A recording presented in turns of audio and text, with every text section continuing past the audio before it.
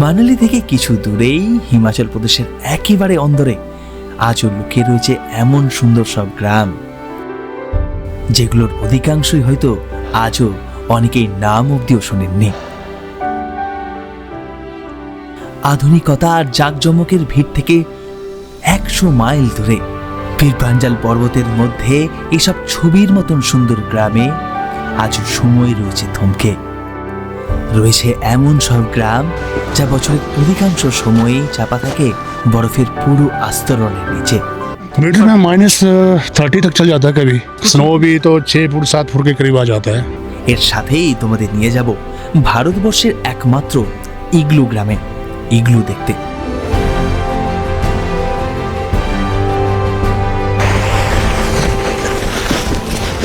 মানালি সিমলার মতন বড় বড় শহরের ভিড়ে হিমাচলের অন্দরে লুকিয়ে থাকা এসব গ্রামের গল্প শোনা বেশ কঠিন। তবে আমাদের এবারের অপডেট হিমাচল ভ্রমণের আজকের পর্বে তোমাদের শোনাবো শিশু, হামটা, শেথানের মতন অজানা গ্রামের অজানা সব গল্প।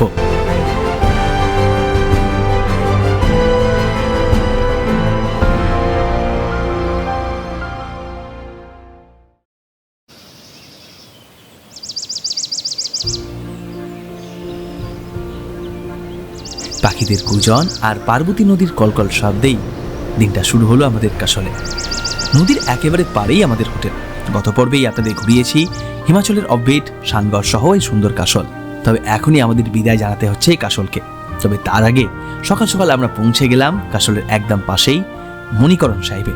জায়গাটি দারুণ, নদীর একেবারে পাড়েই শিখদের ধর্মস্থান।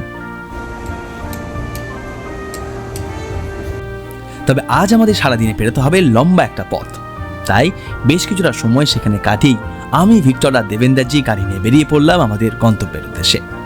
আমাদের গন্তব্য আজকে হিমাচল প্রদেশের একটি অফবিট গ্রাম শিশু। তবে তার জন্য আগে পৌঁছাতে হবে কুল্লু হয়ে মানালিতে। আর এবারে আমরা হিমাচল প্রদেশ করছি ট্যুর পিকার্সের সাহায্যে। এই যে বলতে বলতেই আমরা এখন পৌঁছে গিয়েছি কুল্লু শহরে। ডান দিকে এখন খরস্রোতা বিয়াস নদী।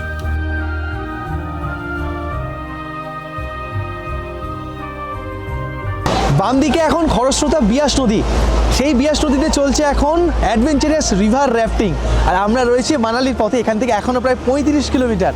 দুর্দান্ত লাগে বন্ধুবান্ধবরা মিলে এই নদীতে, খরস্রোতা নদীতে রিভার রাফটিং আলাদাই একটা মজার। কারণ মানালি শুধুমাত্র যে প্রাকৃতিকভাবে সুন্দর তা নয়, এখানে রয়েছে প্রচুর অ্যাডভেঞ্চারাস অ্যাক্টিভিটিস। প্যারাগ্লাইডিং, সোলাঙে আপনারা নানান অ্যাক্টিভিটিস করতে পারেন, সেটা আপনাদের দেখাবো। তাছাড়া এই রিভার রাফটিংও কিন্তু আপনারা করতে পারেন কুল্লুতে। আমরা দাঁড়িয়ে রয়েছি কুল্লুতেই, ঠিক বৈষ্ণদেবী মাতার মন্দির রয়েছে নদীর পাড়ে সেখানে। আর পিছনে চলুন রওনা দিই শিশুর পথে। কুল্লু থেকে রওনা দিয়ে পথে যখন দূর থেকে দেখতে পাবেন এরকম রাস্তার দুধারে সারি সারি হট এয়ার বেলুন, বুঝবেন আপনি পৌঁছে গিয়েছেন হিমাচল প্রদেশের সব থেকে জনপ্রিয় শৈল শহর মানালিতে।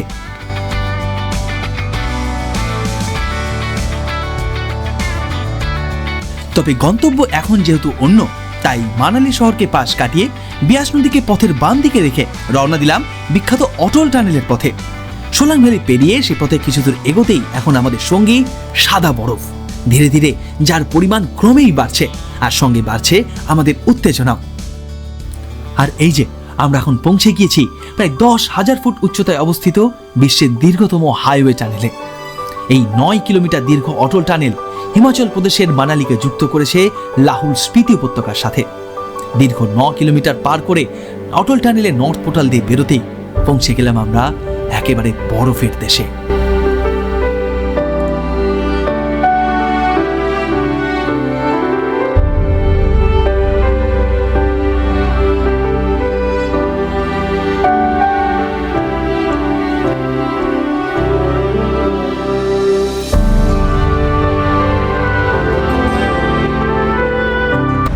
অটল টানেল পার করে এখন আমরা দাঁড়িয়েছি অটল টানেলের ঠিক নর্থ পোর্টালের সামনে। আর এখানে আসার পর মনটা আনন্দে একেবারে ভরে গেল। কেন জানেন? কারণ আমরা পৌঁছে গিয়েছি একেবারে বরফের দেশে। আমার ঠিক বাম দিকে দেখুন, এটা একেবারে নদীর পাড়ে হাজারো হাজারো মানুষের ভিড়। কেন জানেন? তারা বিভিন্ন স্নো অ্যাক্টিভিটিতে ব্যস্ত। কেউ গাড়ি চালাচ্ছে, স্নো স্কুটার চালাচ্ছে, কেউ জিপ লাইন করছে, কেউ বলের মধ্যে রয়েছেন, দারুণ সুন্দর একটা সময় কাটাচ্ছেন প্রত্যেকে। আর এই পিছনের পাহাড়গুলো দেখুন, একেবারে মনে হচ্ছে না সাদা বরফের কি ওটা কার্পেট পেতে দিয়েছে গোটা পাহাড়ে, দুর্দান্ত। একদিকে আমরা দাঁড়িয়ে রয়েছি আবার এমন একটা জায়গায়, একদিকে মানে ডান দিকে আমি যদি সোজা এই রাস্তা ধরে চলে যাই, কোকসার পার করে পৌঁছে যাব স্পিতি ভ্যালি। আবার আমরা যদি বাম দিকের এই পথ ধরি, যেটা আমরা ধরবো, শিশু পার করে পৌঁছে যাব দারচা হয়ে লে। আর আমরা ধরে নিলাম বাম দিকে দারচার পথ। এই পথে এই কিলোমিটার চারেক এগোতেই পৌঁছালাম আমাদের কাঙ্ক্ষিত গ্রামে। চেতাব নদীর পাড়ে বরফের রাজ্য, ছোট্ট সুন্দর গ্রাম শিশু। মোটামুটি 30-40টি বাড়ি নেই তৈরি এই ছবির মতন ছোট্ট গ্রাম শিশু। ছোট হলেও কি হবে, ভারী সুন্দর। চারিদিকে আকাশ সমান বরফের পাহাড়, মাঝে ছোট্ট গ্রাম। গ্রামের পাশেই আবার রয়েছে অশ্বক্ষুরাকৃতি একটি লেকো, যা বর্তমানে পুরোটাই জমে গিয়েছে। এই বরফের দেশেই আমাদের আজকের আস্তানা।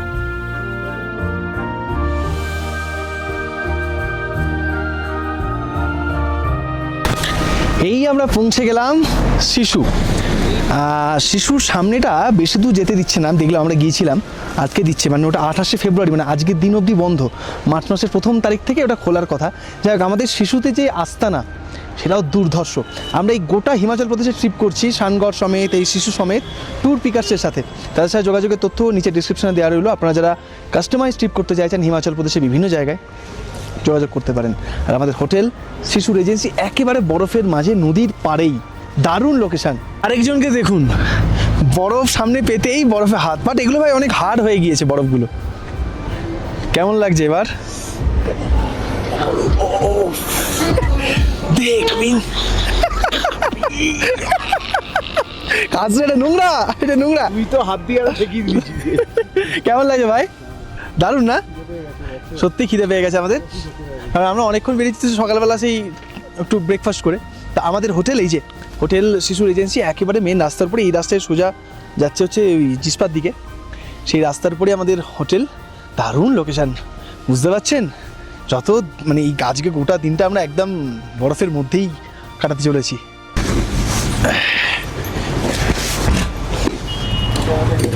কিরে ভিক্টর,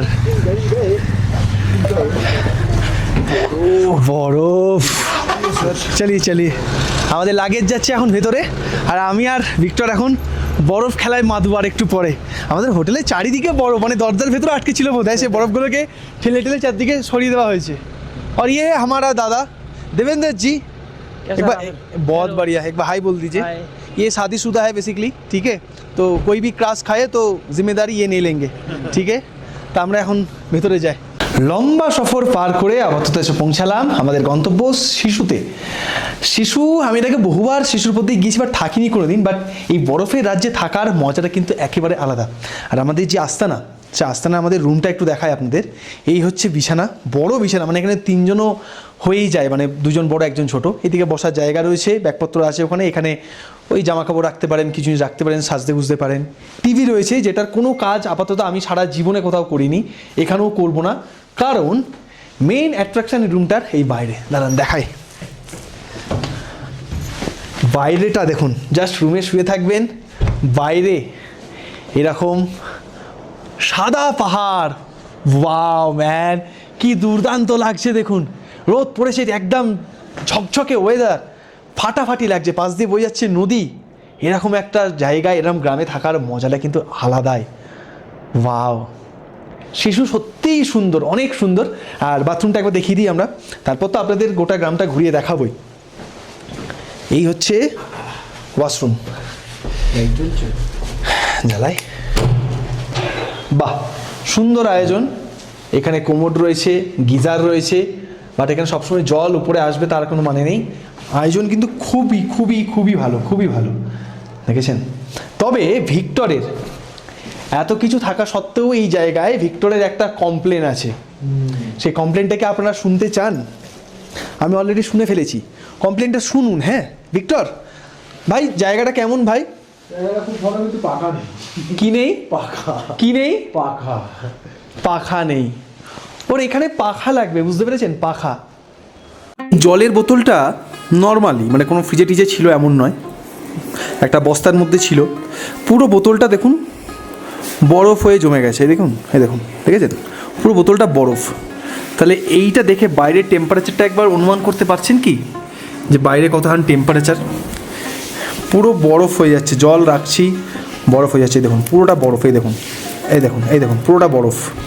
বুঝলেন, এই কঠিন ঠান্ডায় জ্যাকেট সোয়েটার পরে নিজেকে ঠান্ডা থেকে আটকানো গেলেও এখানকার জল খুব সহজেই জমে বরফে পরিণত হয়। তাই এনারা খুবই অসুবিধায় পড়েন বাড়ির পানীয় জলে। সেই জন্য বাড়ির ট্যাঙ্ক হোক কিংবা বাথরুমে পাইপলাইন, সমস্ত কিছুই এনারা ঢাকা দিয়ে রাখেন বিশেষ পদ্ধতিতে, যাতে জল সহজেই জমে বরফ না হয়। ব্যাস, ইতিমধ্যেই আমাদের জন্য চলে এসেছে গরম গরম লাঞ্চ। এ তো আর দেখি ভিক্টর আর মানে নিজেকে ধরে রাখতে পারছে না, সত্যি এত খিদেও পেয়েছে, অনেকটাই খিদে পেয়েছে। সকাল থেকে সেই লাস্ট খেয়েছি, তো এখন ভাত, ডাল, ডিম ভাজা, পেঁয়াজ, পাঁপড় দিয়ে লাঞ্চ সেরে একটা সারপ্রাইজ রয়েছে আপনাদের জন্য, যেটা আমি আগে কোনোদিন ভাবিনি। ভিক্টর, আগে কোনোদিন ভেবেছিলি যে সারপ্রাইজটা আমরা দেবো একটু পরে? সেটা সময় কথা বলবে। আপনারাও কোনোদিন ভাবেননি এমন একটা জিনিস, কি বলবো না এখন, একটু দাঁড়ান বলছি। বাট ছেলেদের এই জিনিসটা সব থেকে বেশি ভালো লাগবে, তাই তো ভিক্টর? অবশ্যই তাই। মেয়েদের ভালো লাগবে না, ভালো লাগবে, একটু জেলাসি ফিল। হ্যাঁ জেলাস ফিল করবেন আপনারা মেয়েরা। এই হচ্ছে আমার আউটফিট, যে সারপ্রাইজের কথাটা বলছিলাম সেটা হচ্ছে এইটা। মানে এতদিন বিভিন্ন জায়গায় দেখেছি মেয়েরা পাহাড়ে গিয়ে শাড়ি পরে রিলস ফিলস তোরে, তো আমার বহুদিনের ইচ্ছা ছিল যে হোয়াই নট ছেলেরা কেন পারে না। সেই জন্য আমি আর ভিক্টর আজকে ঠিক করেছিলাম, অনেকদিন আগেই প্ল্যান করেছিলাম যে শিশু এসে বরফের মাঝখানে পাহাড়ে এরকম পাঞ্জাবি, ভেতরে আপনাদের দেখাচ্ছি এত ঠান্ডা, আমার উপরে তো মোটা জ্যাকেট পরতেই হচ্ছে, বাট নিচে আমি ধুতি পরেছি, জুতো আর গ্লাভসও আছে। এবার আমরা ছবি ভিডিও তুলবো, তাই আপনাদের ছেলেদের বলছি যারা ভিডিওটা দেখছেন, আপনারাও যদি ইচ্ছা থাকে, কারোর কথা ভাববেন না, এখানে সবাই আমাকে দেখছে, কিন্তু তোমার যদি মনের ইচ্ছা থাকে তাহলে তুমিও পাহাড়ে বরফে গিয়ে এরকম সুন্দর, আমাদের এটা গর্ব, ধুতি পাঞ্জাবি পরে ছবি ভিডিও তুলো এবং আমাকে অবশ্যই ছবিটা পাঠিও। তবে আজকে পালা আমার, চলুন যাই নদীর পাড়ে। হোমস্টে থেকে হেঁটে নদীর পাশে এলাম, এবার এই টোপকে আমাকে ওখানে যেতে হবে ছবি তোলার জন্য। এই ধুতি পরে জীবনে প্রথমবার, আমি জীবনে 2 থেকে 3 বার ধুতি পরেছি, তার মধ্যে লাস্টবার হচ্ছে দাদার বিয়ের সময়, তারপর ওই এখন। কেমন লাগছে কমেন্টে জানাবেন কিন্তু, ঠিক আছে? আমি খুব মানে একটু প্রথমে তো লজ্জা পাচ্ছিলাম, সবাই দেখছে আমার দিকে। দেখ চলুন,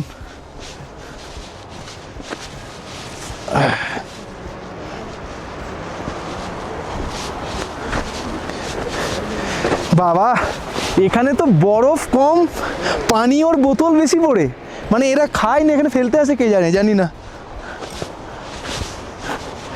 আমার পিছনের বাড়িটা দেখুন, বাড়ির ছাদে এক রাশ বরফ জমে। তবে সেটাও বড় কথা না, বড় কথা সেখান থেকে তরোয়ালের মতন বরফের ক্রিস্টাল যে আকার, সেটা দেখুন কীরকমভাবে রয়েছে, দারুণ লাগছে দেখতে, তাই না? আর যেখানে আমি দাঁড়িয়ে রয়েছি সেখানে দেখুন, এই হচ্ছে বরফ, দারুণ লাগছে, কত বরফ, এই দেখুন পুরো নুন, দারুণ দারুণ, খুব মজা করছি ফাটিয়ে। প্রথমবার এত বরফ একসঙ্গে দেখা, কেমন লাগছে? বেশ ভালো, দারুণ দারুণ। বরফে চান করতে ইচ্ছা করছে কি? চান কি, এই তো একটু স্নোপ নিয়ে খেলছি, তারপরে তুলছি, ভিডিও বানাচ্ছি, রিলস বানাচ্ছি। আচ্ছা, ও কিন্তু ভেতরে পাঞ্জাবি পরে আছে, হ্যাঁ, এটা পায়জামা এতক্ষণ পরেছিল, জ্যাকেটটা বন্ধ করে যাতে না দেখতে পাওয়া যায়। না নানান রকম ভাবে শুট করতে হচ্ছে। আচ্ছা আচ্ছা, সরি স্যার। প্রচুর ব্যস্ত তো আমরা। দেখতে দেখতেই বিকাল গড়িয়ে সন্ধে নামলো শিশুতে। সন্ধে নামতেই এক ঝটকায় ঠান্ডাটা বাড়লো 2 থেকে 3 গুণ। তাপমাত্রা এখন -13। এখন তাপমাত্রা কত? -13। এখানে আমি আর ভিক্টর দুটো লেপ, এই একটা মোটা, তার নিচে আরও একটা মোটা, দুটো লেপ নিয়ে লেপের ভেতরে শুয়ে আছি। বাইরে হয়ে গেছে অন্ধকার। হ্যাঁ, -19 অব্দি যাবে আজ। -19 অব্দি যাবে, হ্যাঁ লেখা আছে -18 অব্দি, -18-19 অব্দি যাবে। জ্যাকেট ট্যাকেট নিয়ে বসছি। এখানে আছে, আমরা অর্ডার দিয়েছি গরম গরম স্যুপ, ভেজ স্যুপ আর চিকেন পকোড়া দিয়েছি, কারণ আমরা এখন মুড়ি দিয়ে চিকেন পকোড়াটা খাবো। আর এই সন্ধেবেলাটায় আমরা এরকমই লেপের মধ্যেই শুয়ে থাকবো, সারা রাতও তাই করবো। আচ্ছা ভিক্টর, জীবনে তো প্রথমে এত ঠান্ডায় এলি, হ্যাঁ। কি মনে হচ্ছে ভাই? সত্যি বলবি? ঠান্ডাটা ম্যাটার করছে না, আচ্ছা। ম্যাটার হচ্ছে মানে এক্সাইটেড ছিলাম বরফটাকে এরকম ভাবে একটু ভালো করে দেখবো, ছবি টবি তুলবো। আগামীকালও আমরা এই শিশু থেকে যাব একটা স্পেশাল জায়গা, মানে মানালির আশপাশে এরকম অনেক গ্রাম রয়েছে যে গ্রামগুলোর নামই হয়তো আমরা অনেকে শুনিনি। তো সেই গ্রামগুলোর জীবন কীরকম সেটা এই ভিডিওর মাধ্যমে আপনাদের দেখানোর চেষ্টা করছি। রাত বাড়ার সাথেই বাড়ল ঠান্ডা। রাত 9টা নাগাদ আমি আর ভিক্টর পৌঁছে গেলাম ডিনার টেবিলে। আয়োজনও বেশ সুন্দর, ভাত, ডাল, সবজি, চিকেন, সেসব দিয়ে জম্পেশ করে পেট পুজো সেরে এই ঠান্ডায় আমরা দুজনে চললাম ছাদে, রাতের শিশু গ্রামকে উপলব্ধি করতে। রাত এখন প্রায় 10টা সাড়ে 10টা বাজে। আমরা দাঁড়িয়ে রয়েছি আমাদের হোটেলের ছাদে। রাতে সাধারণত এসব জায়গায় এলে রাতে সাধারণত আমি ছাদে আসি। তার কারণটা আপনারা সকলেই জানেন, আমি তারা ভালোবাসি, রাতের আকাশ দেখতে ভালোবাসি। এখানে বরফের পাহাড়গুলো একদম রূপোর মতন চকচক চকচক করছে। দেখুন, গোটা গ্রামে কোথাও কারেন্ট নেই, কারেন্ট চলে গিয়েছে, তার ফলটা আমরা পাচ্ছি। আচ্ছা, আকাশে ভর্তি তারা। এই যে এই জল জল করছে যে জিনিসটা দেখছেন, এটা হচ্ছে স্যাটার্ন, মানে শনি গ্রহ। এটা এই জিনিসটা যে জল জল করছে, এটা হচ্ছে জুপিটার, ঠিক আছে। এবং উপরে এই যে এখানে দেখুন 3টে ডট ডট ডট তারা, 3টে, বাকিগুলো ঠিক স্পষ্টভাবে বোঝা যাচ্ছে না। ওটা হচ্ছে সপ্তর্ষি মণ্ডল। ওয়াও, দারুণ। আরও কত শত সব গ্রহ সব আকাশে জলজল করছে। পিছনটা দেখুন, এইদিকে কি অপূর্ব সুন্দর লাগছে। এবং আমি যে অ্যাপটা দিয়ে সবসময় তারা দেখি, সে অ্যাপটাও আজকে আপনাদের আবার দেখাচ্ছি। এই দেখুন, প্রত্যেকটা গ্রহ নক্ষত্র, দেখুন চাঁদটা এখানে রয়েছে, তো দেখুন চাঁদ দেখাচ্ছে, এই দেখুন, দেখতে পেলেন চাঁদ। এবং এটা হচ্ছে এটাও ক্যান্সার, তার মানে হচ্ছে কর্কট। এদিকে আকাশ পরিষ্কার থাকলে, মানে আকাশ পরিষ্কার মানে চাঁদ যদি না থাকতো আজকে, আপনাদের এখান থেকে গ্যালাক্সিও আমরা দেখতে পেতাম। অপূর্ব, এত ঠান্ডা, হাত পুরো জমে যাচ্ছে, মানে পুরো জমে যাচ্ছে। ভিক্টরকে জিজ্ঞেস করি, ভিক্টরের প্রথমবার এই পাহাড়ে এসে রাতের আকাশকে নিজের চোখে প্রথমবার দেখা। লাদাখে গেলে তো 10 টাইমস বেটার দেখতে পাবে। ভিক্টর, কেমন প্রথম অভিজ্ঞতা? কেমন কি হলো, তোকে ভূতে ধরেছে নাকি রে? জমে গেছি। কেমন লাগছে পাহাড় দেখে, মানে পাহাড় না, রাতের আকাশ দেখে? রাতের আকাশটা দেখে অসাধারণ লাগছে। আমাদের এখানে পুরো এখন কারেন্ট চলে গেছে, যার দৌলতে আমরা এখন ছাদে এসেছি। আর ছাদে এসে যখন আমরা মাথাটা ঠিক তুললাম, একটা বিশাল আকৃতির একটা পাহাড় দেখে মনটা ভরে গেল। আর এই যে এত কাছ থেকে শনি গ্রহ, বৃহস্পতি গ্রহ দেখা, আমার তো এমনি মনে হয় শনির দশা চলছে, ঠিক আছে, তাই ওটা আমি খুব কাছ দিয়েই দেখতে পাই। বৃহস্পতি যদি একটু, লক্ষ্মী ঠাকুর যদি একটু বর্ষণ করে আমার ওপর, খুব ভালোই হয়। তাহলে কি লাদাখটা হবে নাকি? আসলে অফিস বলে যারা জিনিস থাকে, ঠিক আছে, এই হচ্ছে বিষয়, হবে, তবে দেখা যাক। একদিকে শিশু গ্রামের রাত যেমন মায়াবী, তেমন এখানকার সকালও বেশ মনে রাখার মতন। একদিকে জানলার বাইরে দিনের প্রথম আলো পাহাড় চূড়ায় পড়েছে অগ্নিশিখার মতন, উল্টো দিকে এই সূর্যের তাপে গতকাল রাতের সব বরফ গলে ঝরে পড়ছে বাড়ির ছাদ থেকে। পুরোটাই একেবারে স্বপ্নে দেখা সেই সকালটির মতন।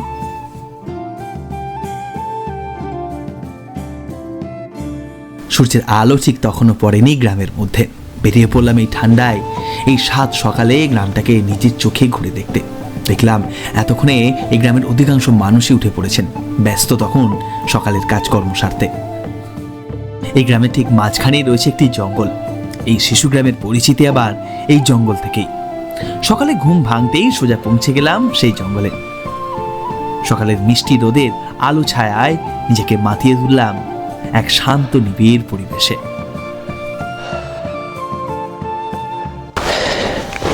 কি দেখে কি মনে হচ্ছে আমি কোনো ইউরোপিয়ান কান্ট্রি বা মিডল ইস্টের কাজাকিস্তান বলুন বা এরকম কোনো দেশে রয়েছি? না, এটা আমাদের দেশের গর্ব, হিমাচল প্রদেশের ঠিক লাহুল জেলা প্রবেশের আগের শেষ গ্রাম শিশু। এখানে অপূর্ব সুন্দর, পিছনেতে চেনাব নদী বয়ে যাচ্ছে, তার পাশেই বিস্তীর্ণ জায়গা জুড়ে একটা ল্যান্ডস্কেপ রয়েছে। এখানে শুধু এরকম লম্বা লম্বা গাছ রয়েছে, গাছে কোনো পাতা নেই। এখন বসন্তকাল চলছে, গাছে এখনও নতুন পাতা আসেনি, গত মরশুমের সমস্ত পাতা ঝরে গিয়েছে, সব মাটিতে পড়ে রয়েছে সেই পাতা। এখন গাছ একেবারে রুক্ষ, কিন্তু সাদা বরফের মাঝে এই গাছগুলোকে দেখতে বড় অদ্ভুত লাগছে। ওইদিকে পূর্ব আকাশের সূর্যের আলোটা পড়ছে, তো একটা মায়াবী পরিবেশ সৃষ্টি করেছে। দেখুন, আলো ছায়া একটা ভাব। এই গোটা চত্বরে কেবলমাত্র আমি ছাড়া আর কেউ নেই। পিছনে নদীর কলকল শব্দ, আর একান্ত এই পরিবেশের সময় কাটাচ্ছে। দারুণ, মানে যতটা শুনেছিলাম তার থেকে অনেক বেশি সুন্দর এই শিশু। পিছনে পাহাড়গুলো দেখতে পাচ্ছি যেগুলো আমাদের রুম থেকেও দেখা যাচ্ছিল। দারুণ, ওই দিকটা দেখুন কি অপূর্ব লাগছে দেখতে, দুর্দান্ত দুর্দান্ত। তবে এইবার পালা এই সুন্দর গ্রামকে বিদায় জানানোর। হোটেলে গিয়ে ব্রেকফাস্টের পর্ব মিটিয়ে আমরা তিনজনে ধরে ফেললাম আবারও সেই একই ফেরার পথ। অটল টানেল পার করে এসে পৌঁছালাম হিমাচল প্রদেশের সব থেকে জনপ্রিয় শহর আবারও সেই মানালিতে। তবে আজকে আমরা যে শহরকে মানালি নামে জানি তা অনেক বছর আগে অব্দি নাম ছিল দানা বাজার। লাদাখ স্পিতি হয়ে রেশমপথ যাওয়ার জন্য সে সময়কার ব্যবসায়ীদের এই জায়গা ছিল একটি বিশ্রামাগার। তবে সময়ের সাথে পাল্লা দিয়ে আধুনিকতার ছোঁয়াতে এই শহর আজ এগিয়েছে বহুদূর। পর্যটকদের কাছে হয়ে উঠেছে মানালি অত্যন্ত প্রিয় একটি শহর। তবে এই শহর থেকে মাত্র 15 কিলোমিটার দূরেই রয়েছে এমন একটা ছোট্ট সুন্দর গ্রাম যেখানে আজও সময় আছে থমকে।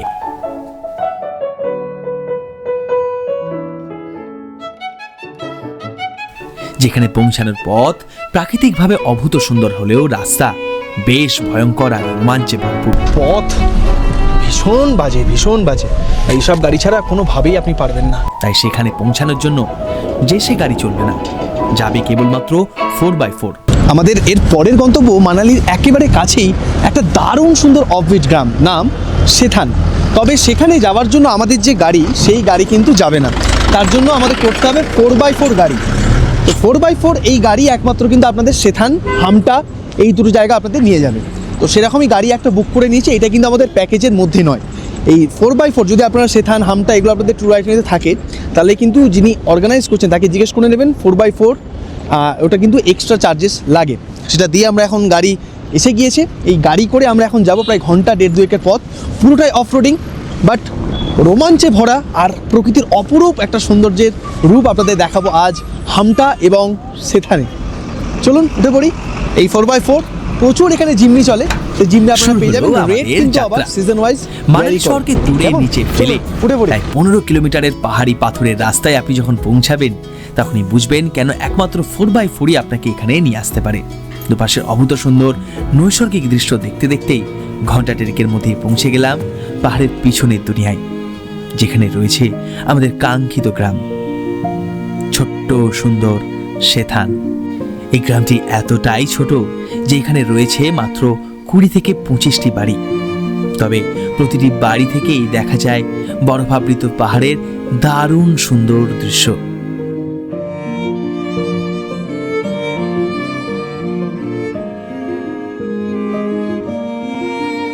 তবে এই সুন্দর দুর্গম জায়গাতে থাকতে গেলে এখানকার মানুষদের মেটাতে হয় ভারী দাম।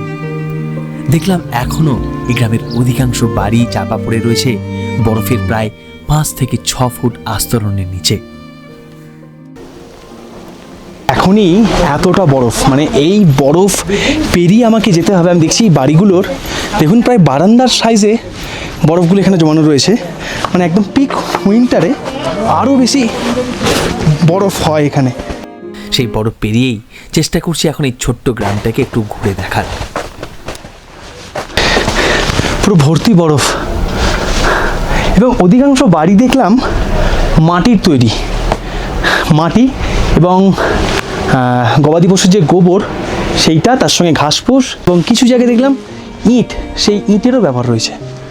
সিমেন্টের কিন্তু এখানে বাড়ি খুবই খুবই খুবই কম।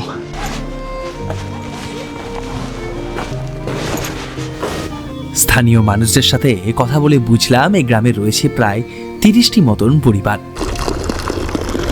যাদের সারা বছরের প্রায় জীবিকা গবাদি পশুচারণ, তার সাথে গরমে কৃষিকাজ। हमारा ये गांव जो है तकरीबन समुद्र तल से 2800 मीटर की ऊंचाई पर है। अच्छा, तो ये गांव जो बसा है ये 1949 में, अच्छा, जब ये हमारा हिमाचल पंजाब में था। तो उस दौरान ये वहाँ के मुख्यमंत्री पंजाब के ये प्रताप सिंह कैरो ने जो ये, क्योंकि हमारा जो ये कबीला था ये नोमैड था पहले, तो ये सिल्क रूट पे व्यापार करने जाते थे। तो तो उन्होंने देखा कि ये लोग काफ़ी मुश्किलात में हैं, भेड़ बकरी के साथ चलते थे। तो उन्होंने पूछा कि आपको क्या चाहिए, तो उन्होंने कहा कि ठिकाना मिल जाए जहाँ हमारे पशु और भेड़ बकरियाँ ठहर सकते हैं और हमारा मतलब गुजारा आराम से चल सके, चारागाह मिल जाए हमें। तो उस दौरान ये अलॉटमेंट हुआ है 14 टोल के लिए। तो उसके बाद ये टोटली बुद्धिस्ट गांव है। इसमें से कुछ वहाँ पे छोड़ते ये छोड़ते हैं। ये देखिए ये सामने आपका मंदिर है। अच्छा, और यहाँ पे तकरीबन 150 मतलब टोटल आदमी जो हमारा 150 के करीब है, यानी कि 40 एक फैमिली है 40। अब आज के डेट में। तो ये 2006 से जब ये हाइड्रो पावर का चला था, ये रोड की कनेक्टिविटी उस दौरान से हुई है। तो उसके बाद ये टूरिज़्म की तरफ लोगों का ध्यान गया और जो फर्स्ट इग्लू विलेज है वो यही सेथन ही है। अच्छा, तो आप लोग मतलब विंटर में कितना ठंडा यहाँ पे विंटर में -30 तक चल जाता है कभी, पर इस बार विंटर उतना आया नहीं। स्नो भी तो 5 स्नो भी तो 6 फुट 7 फुट के करीब आ जाता है। इस बार कम इस बार कम आया।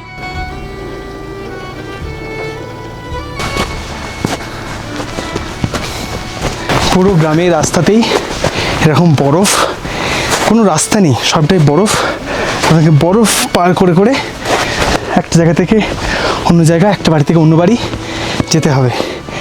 এখনই যদি এই অবস্থা হয় তাহলে ভাবুন শীতকালে এই মানুষগুলো কতটা কষ্ট করে। -30-35 অবধি তাপমাত্রা যায়, লাল সিং স্যার বললেন। তখন এই বাড়িগুলোর অর্ধেক বরফে ঢাকা থাকে।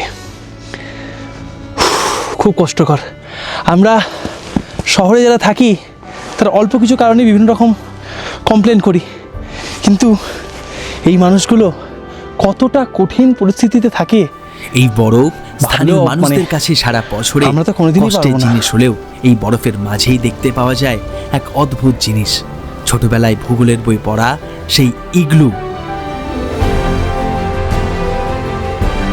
হ্যাঁ, এটি ভারতবর্ষের একমাত্র ইগলু গ্রাম।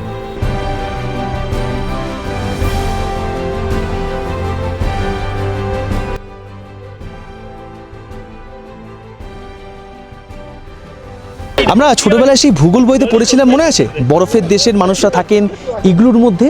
তবে সেই ইগলুকে কোনোদিন ভিডিওর মাধ্যমে দেখতে সুযোগ পেলেও নিজের চোখে কিন্তু কোনোদিন সামনে থেকে ইগলুকে দেখিনি।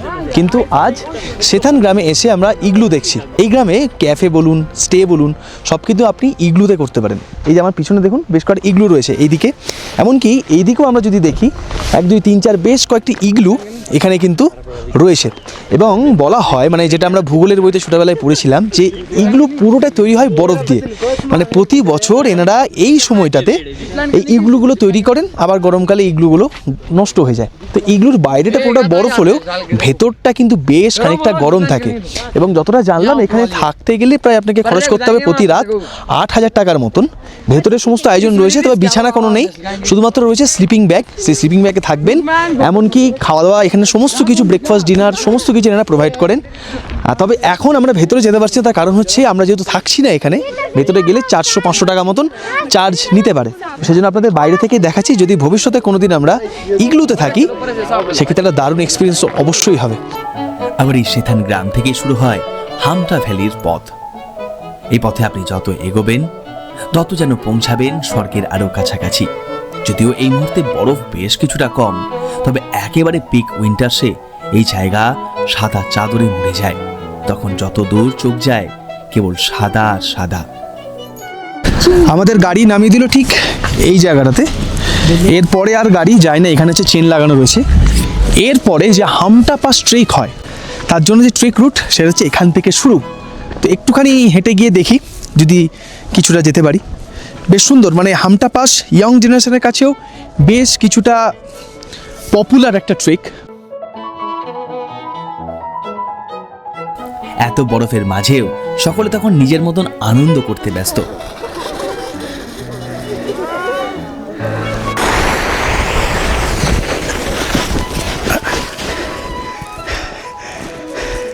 কি মজা!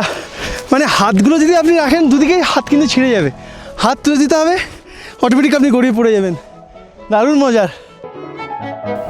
সেথান হামটা ভ্যালি ঘুরে এরপর সেদিন আমরা পৌঁছেছিলাম জনপ্রিয় শহর মানালিতে।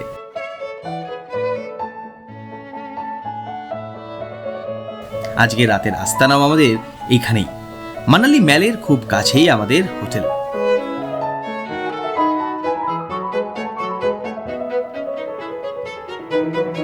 আমাদের ট্রিপের শেষ আস্তানা মানালি।